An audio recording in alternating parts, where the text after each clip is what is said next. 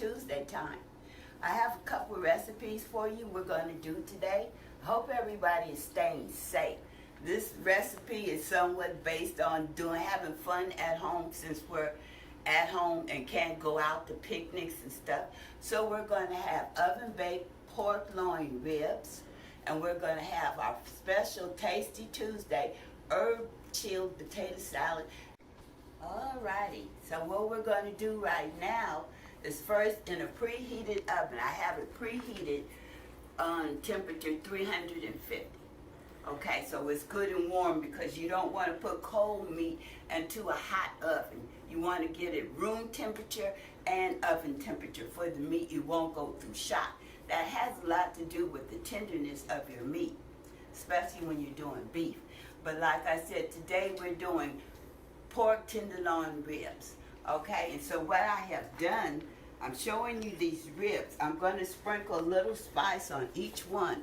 And then what you need to do, you flip them over and you do both sides. And you rub it in real good. So I'm going to let you see me do this. Okay, this is just a half a teaspoon of what I would call special barbecue seasoning, little paprika.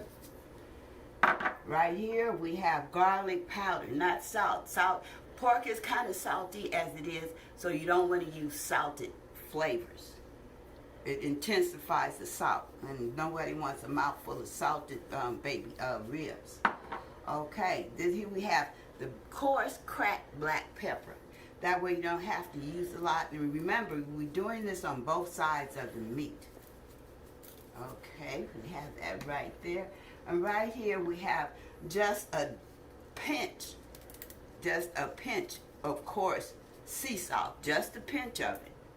Okay, and right here we have a little bit of lemon zest with black coarse pepper in it. Okay, so now we're going to turn this meat over so we can do both sides.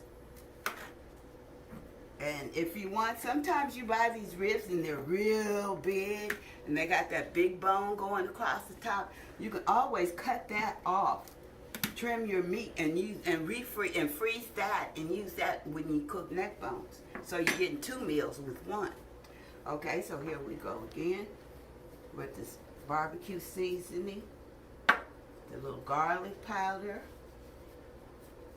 okay, and the cracked pepper.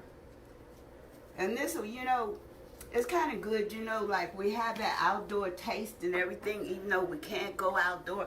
And sometimes if we do go put this on the grill, it's so hot out there now that you don't want to really be standing up underneath all that sun. So this is good. Okay, now the oven is preheated to 350. So what I'm going to do, I'm going to take this meat and I'm going to add it to this roasting pan. And you want to put it bone size down. The reason why you put your meat in the pan or even on the grill bone side down, because the heat goes to the bone and the bone flavor seeps into the meat. And then it helps the meat get done a little bit more easier. Okay, one more last piece over here. All right. So you see, bone side down. We put the top on top. Oh, I forgot my special little twist. Okay, this here is what I have. This is 2 cups of water. Okay, don't pour the water directly on the meat because you rinse the season off. So when you put at the bottom of the pan, so put it around the edges of the pan so you'll still have the seasoning on your meat. All righty. Okay, we're going to put this lid on. And this is going into, like I said, preheated for 350. After about 45 minutes, turn it down to 275 because it's cooked slow, and then that way your meat will be very exceptionally tender.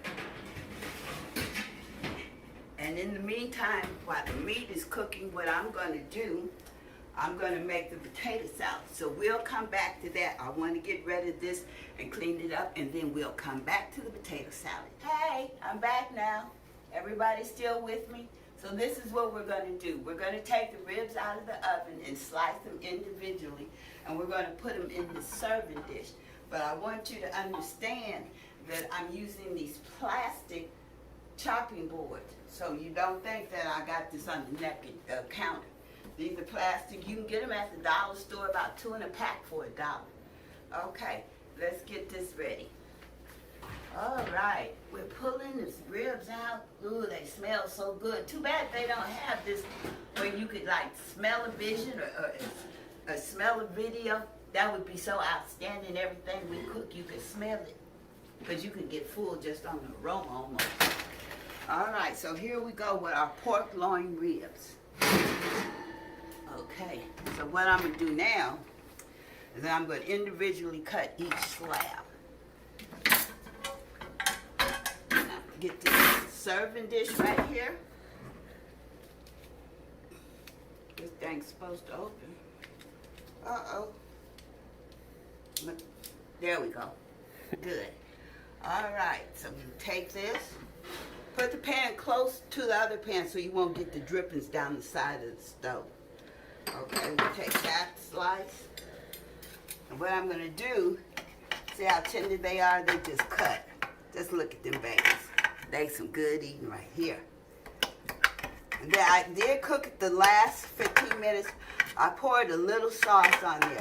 But I have a bowl of sauce on the table over there. So that's for whoever wants any extra sauce, they'll have it. Okay, I made a barbecue sauce, but the recipe is so technical.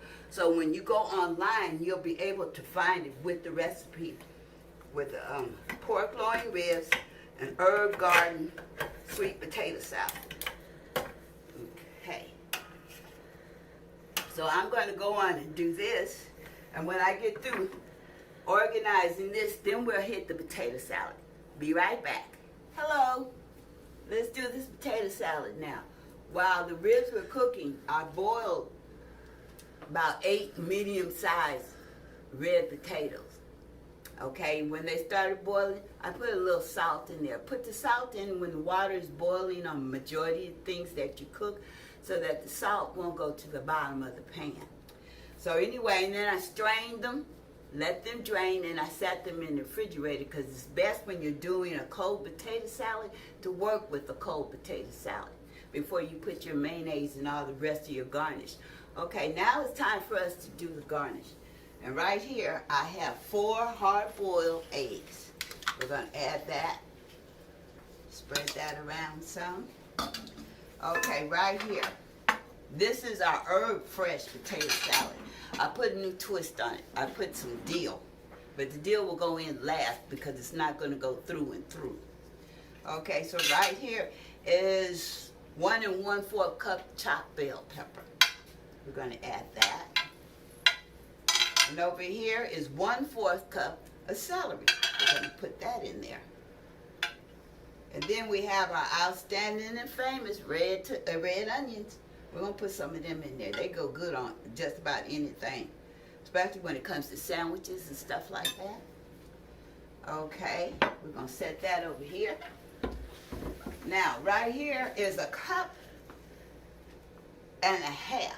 I don't know if I'm going to use, you got to kind of eyeball it because for me, myself, I don't like mushy potato salad.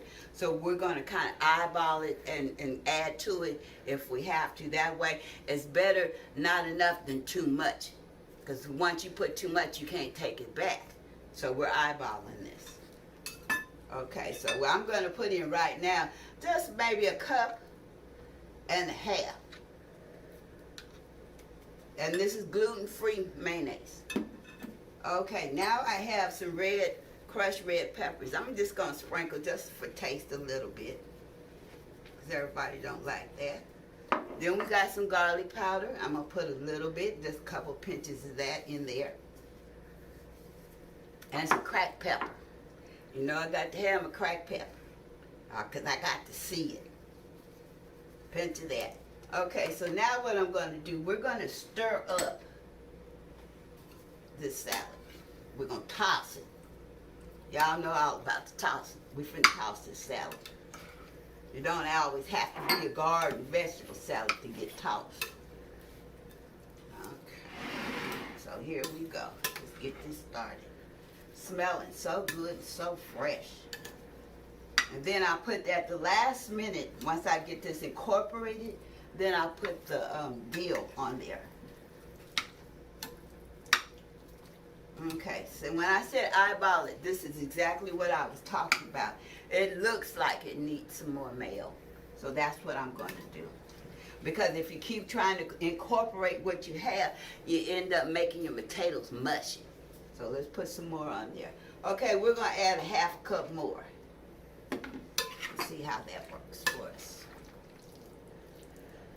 I can hear it creaming, so it's going. And the longer it sits in the refrigerator sometimes, it's better because the seasonings soak into it, into the potatoes. Because nobody wants to bite into a potato and it has no taste. And like I said, this is red potatoes. Okay, when you're making potato salad, I know I came up using russet potatoes because that's what we had. But I've been looking into it, and I know that the red potato and the little finger potatoes, they're skin potatoes, and they have this yellow color. Mr. Cook, what's the name of that? Come on over here, help me, brother. They call it the waxing. What's the yellow potatoes that we had, the golden? Yukon Gold. Yeah, Yukon Gold. They're good for potato salads. Red potatoes are good for potato salad and finger potatoes because they kind of hold their own. Because it's so easy to get a mushy potato salad from a wax, not from a non-wax potato. And then you got more proteins and fiber and stuff in your wax. Okay, so this is looking good. Looks good to me. How about you, Brother Cook? Looks delicious. All right. Okay, so I'm going to clean this bowl up. But before I do that, let's sprinkle some of this dill. This is the herb part. The herb, the dill is like a grassy lemon herb. That's what it tastes like, the flavor. And it's good. It has a lot of potassium in it, so it has some good nutritional values for you. And then it makes your food taste more crisp and fresh. Okay, so we just put a little of that because you can always overdo it with the herb because you don't want a mouthful of herb. Not this kind anyway. Alrighty.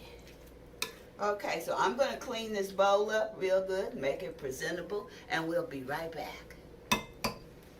Alrighty, now it's playtime for us to eat some of this nutritious food. Okay, like with our barbecue ribs, that's our protein.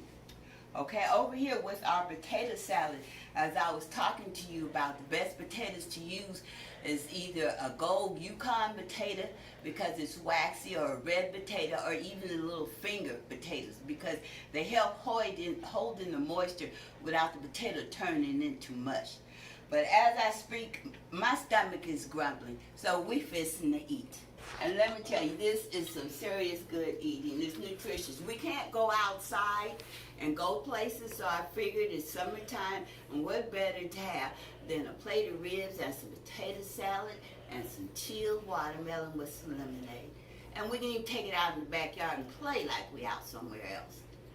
Bon appetit.